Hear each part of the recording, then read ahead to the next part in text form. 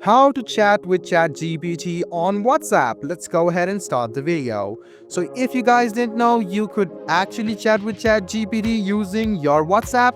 What you need to do is first of all open WhatsApp. You don't even need to add ChatGPT from your contacts. Just go ahead and go to the search bar and search for this number over here. So just go ahead and search for the number 1-800-242-8478.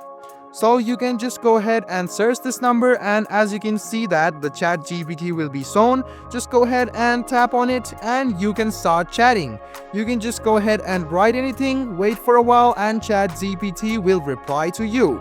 You can write simple commands and you can start talking.